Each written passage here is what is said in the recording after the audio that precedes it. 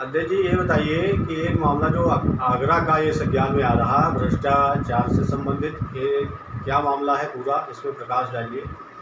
मैं पहले तो जन कल्याणकारी चैनल जन जन तक सच्ची सही खबर पहुंचाने का आपको बहुत बहुत धन्यवाद बधाई देता हूं। हमेशा ये चैनल होमगार्डों को कल्याण हेतु हमेशा अग्रणी रहा है और ये आगरा का प्रकरण बहुत गंभीर प्रकरण है। ये आगरा नहीं, पूरा प्रदेश ऐसी ही स्थिति है। आज ही पुरानी वही चल रहा, फर्जी मोहरे फर्जी सैन बनाकर सरकार के खजाना को खाली किया जा रहा, चूना लगाया जा रहा, इधर होमगार्ड जवानों को लूटा जा रहा। अभी 2022 में होमगार्ड आगरा कमांडेंट यानी संतोष कुमार जाटो के द्वारा वहाँ 60 बेयर से ड्यूटी पुलिस लाइन आगरा लगी थी। उस समय विधानसभा चुनाव था। वहाँ पर जब वो गए तो उनको पाँचों को बुलाया, इन्होंने 5-5 हज़ार रुपये तय किया, कहा आप चुनाव नहीं जाएंगे, आपको हम यहीं रोक लेंगे और पैसा पूरा बनवा देंगे।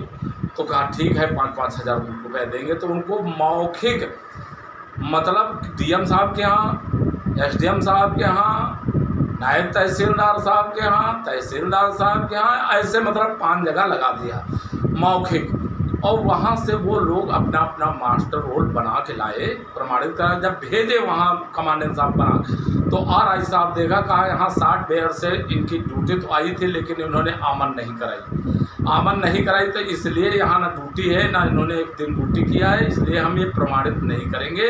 उनको सस्पेंड वो कर दिया, करके भेज दिया कमांडेंट को। कमांडेंट फिर 3 महीना बाद भेजे।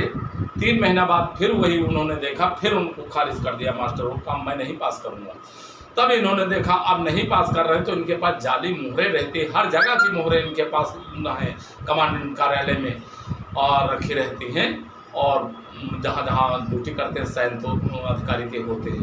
तो इन्होंने फर्जी मोहर लगा को पिछला आरआई साहब का साइन देख करके इन्होंने पास कर लिया। 1,21,824 रुपया सरकार के खजाना को चूना लगाया, खाली कर लिया। फिर जब निकाला तो 5-5 हज़ार होमगार्डों के खातों में गया, तो इन्होंने 5-5 हज़ार रुपया फिर लिया। इसको मांगा गया आरआई से 10,000, तो उन्होंने दे दिया। ये मैंने पास नहीं किया, कहाँ से इन्होंने पास कराया, क्या किया, कैसे निकाले, ये मैं नहीं जानता हूँ। ये अब आप आगे अधिकारियों के पास जाइए, मेरे पास देख लीजिए। नहीं कुछ आरआई के द्वारा कहा गया कि ये मस्टूल हमारे द्वारा प्रमाणित नहीं किया गया है। ये कैसे प्रमाणित? कहा नहीं, उन्होंने लिखित रूप से दिया है, लिखित रूप से है आरआई आगरा। और उसके बाद ये क्या करते हैं कि अपने कमांडेंट के आदेश को नहीं मानते हैं।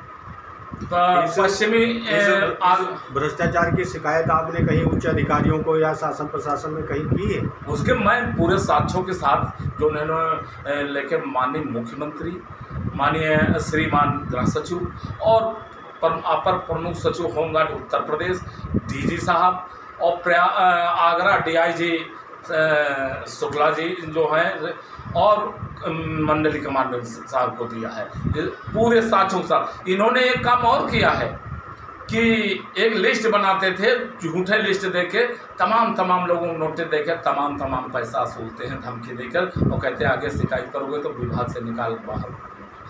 यदि वो आगे डीआईजी और मंडली कमांड पास, तो उनकी आदेश निर्देश को ये बिल्कुल मतलब मानते नहीं, सीधा अवहेलना, मतलब छब को धूमिल करना बड़े अधिकारियों इनके दिनचर्या में है।